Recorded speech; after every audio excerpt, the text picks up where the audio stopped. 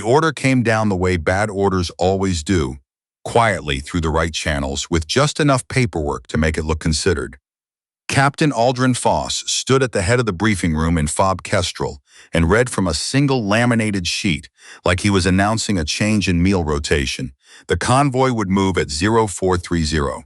3 vehicles, 17 kilometers of open road between the outpost and the forward supply cache at Grid Whiskey 9.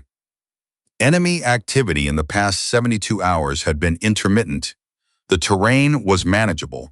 The window was optimal. He did not mention the ridge.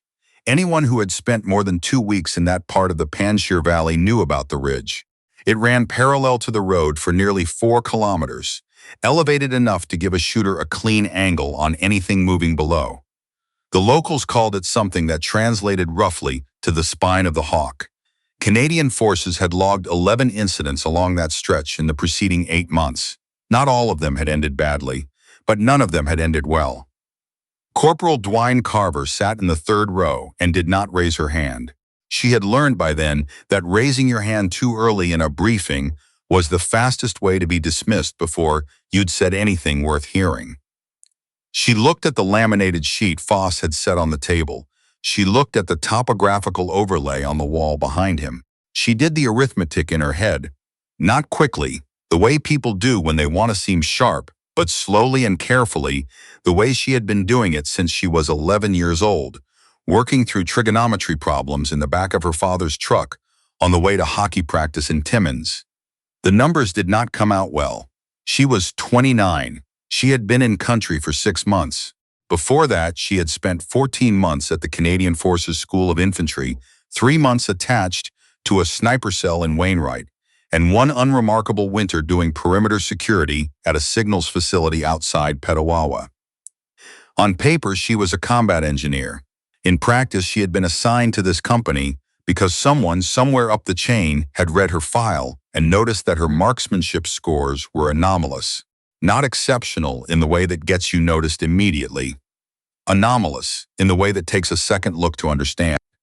Her groupings at distance were too consistent. Not the tight clusters of someone with good fundamentals and a steady hand. Something more mechanical than that. Something that suggested she was accounting for variables that most shooters didn't consciously process. Wind gradient at mid-range, projectile drag relative to ambient temperature, the subtle effects of Coriolis, drift at ranges above 700 meters. When her instructor at Wainwright had asked her how she was calculating her holdovers without the ballistic table, she had told him she wasn't using the table. She was using the table in her head, a different one she had built herself. He had stared at her for a long moment and then written something in his notebook that she was never allowed to read. That was 2 years ago. Since then, she had been present for 3 confirmed engagements and had not fired a single round in any of them.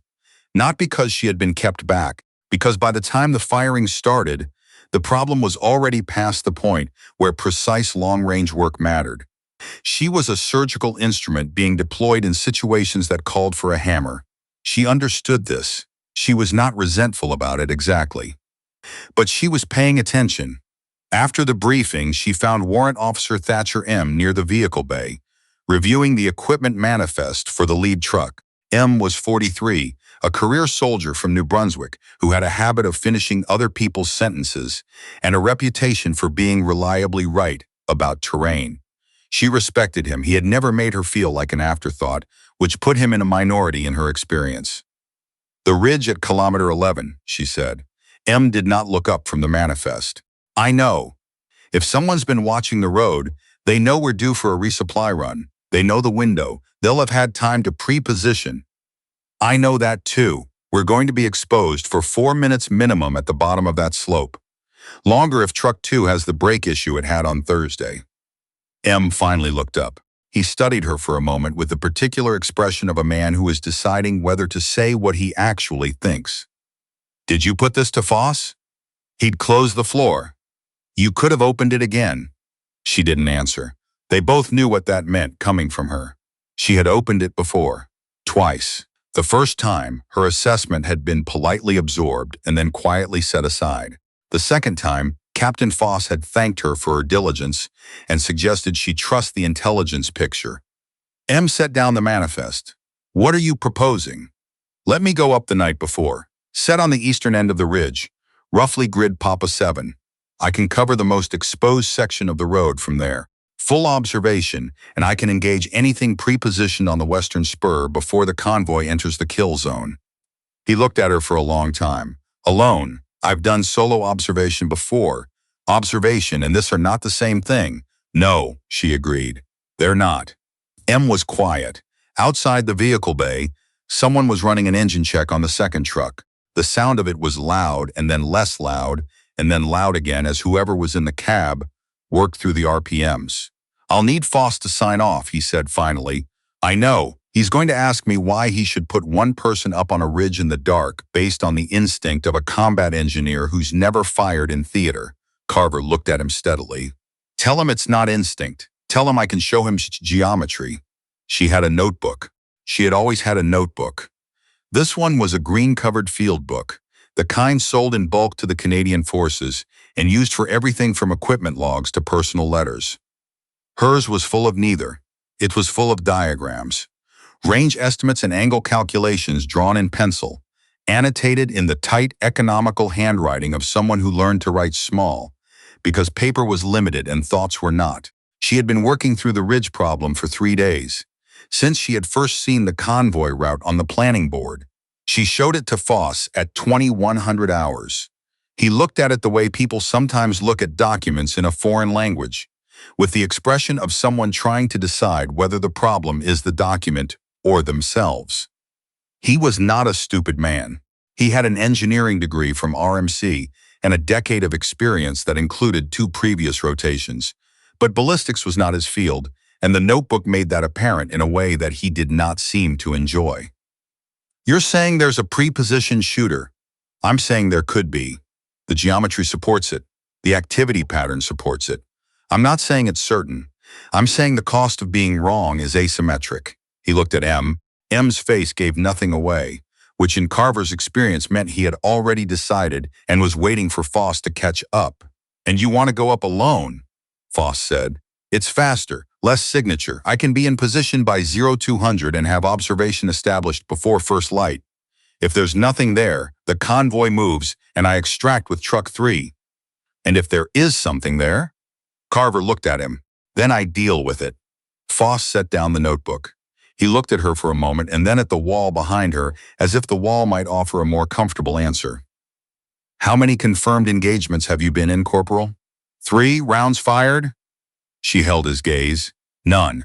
The silence that followed was not comfortable. Foss's expression moved through something she had learned to recognize, the calculation that senior personnel made when they were deciding whether someone's track record was a reason to trust them or a reason not to. He was weighing her competence against her inexperience. He was trying to determine which one was the more accurate predictor. He approved the mission at 140 hours, with conditions. She would have a radio check every hour. If contact was made, she would report before engaging, and M would monitor her frequency personally from the time she left the wire. She was on the ridge at 0147. The eastern spur of the Hawk Spine was limestone and loose shale, cold in the way that high desert is cold. Not the wet cold of Ontario winters, but a dry cold that went into the joints and stayed there. She moved slowly. Not cautiously exactly, but deliberately, the way she moved through any terrain she hadn't personally mapped. Each step placed with attention, each pause used to listen rather than rest. She had her rifle. A C-14 Timberwolf, the designated marksman platform used by Canadian forces, chambered in .338 Lapua Magnum. She had used it in training more times than she could count, and in combat not once.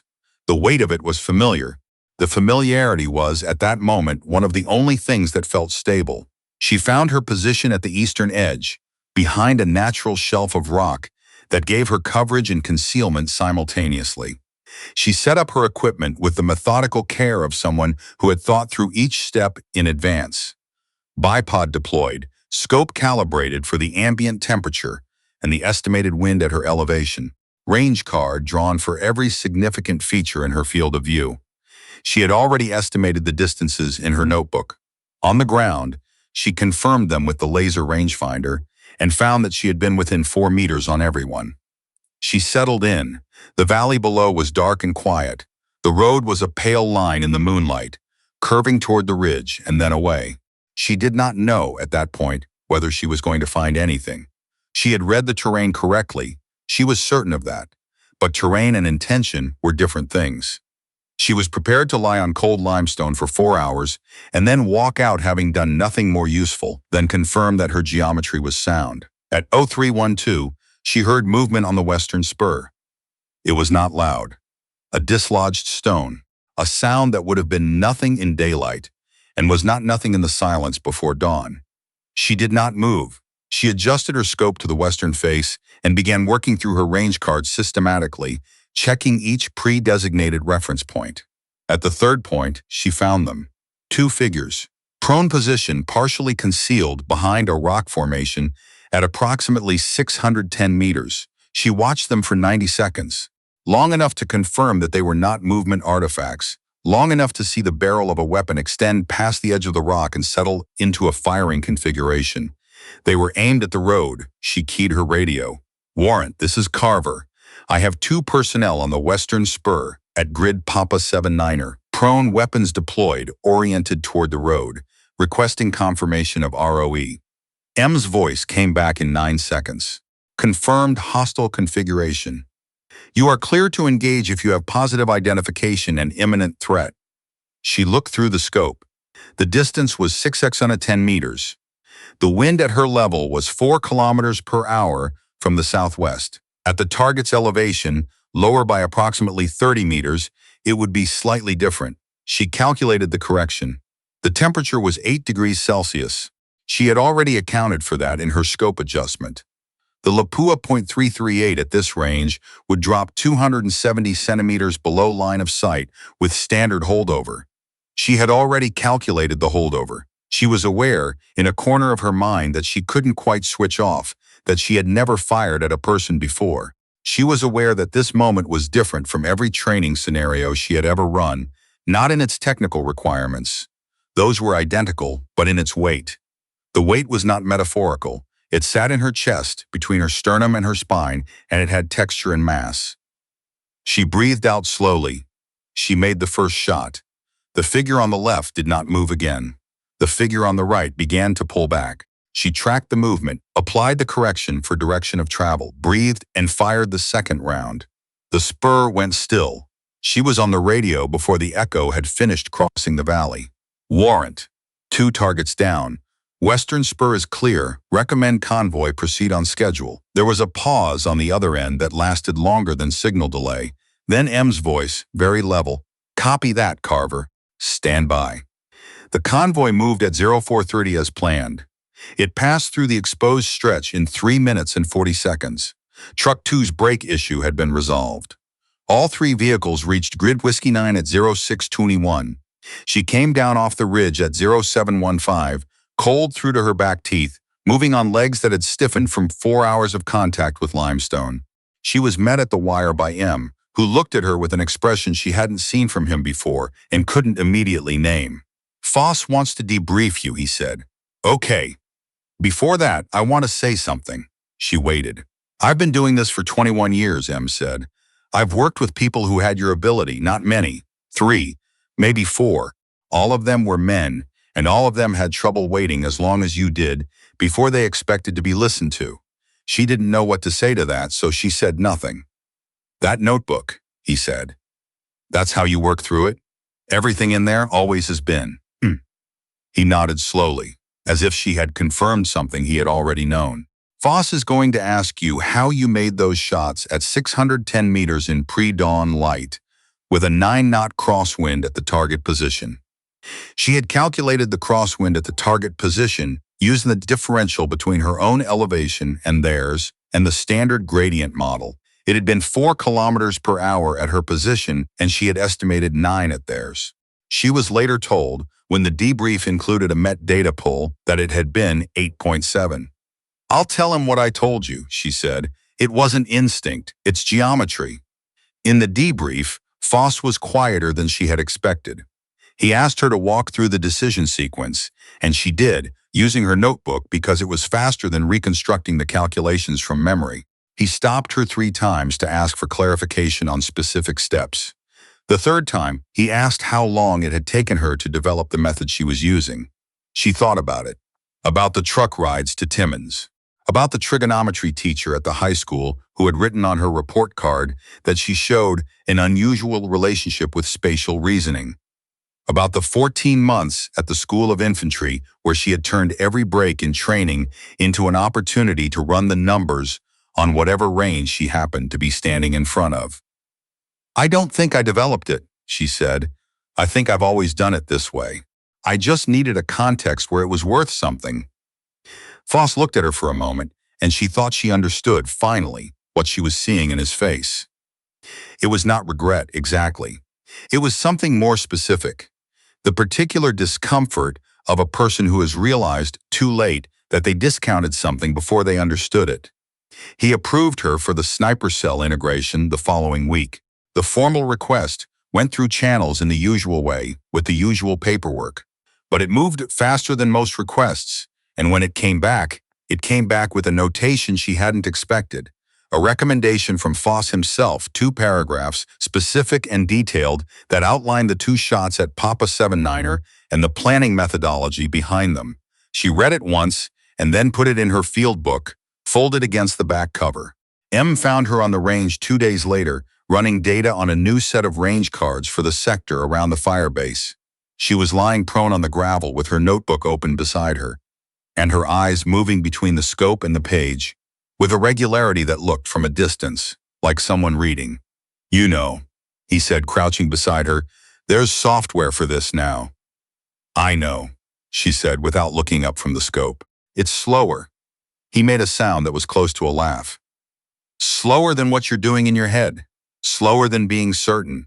She wrote something in the notebook. "Software shows you an answer. This lets me understand the answer. When it matters, those aren't the same thing." He was quiet for a moment, looking out at the range markers she had set. They were placed at irregular intervals, not the standard 100-meter increments, but at distances that corresponded to features on the actual terrain she would be covering. She had placed them herself the previous afternoon by walking the ground. "The company's going north in 6 weeks," he said. "Different terrain, more elevation change. The ridge lines up there are irregular. They don't run parallel to the roads. They cut across them. A pre-positioned shooter up there has more angles." She lowered the scope and looked at him. "When do I get the maps?" He reached into his jacket and produced a folded topo sheet. "I may have anticipated your question." She took it, unfolded it. Her eyes moved across the contour lines with the particular attention of someone who can see the terrain in the numbers, who can feel elevation change in the way the lines crowd together and separate. She was already calculating, already building the grid in her head, populating it with reference points and ranges, and the invisible geometry of what could be seen from where and what could not. 6 weeks, she said. 6 weeks. She folded the map and tucked it into the back of her field book next to Foss's recommendation letter. Then she turned back to the scope and got back to work.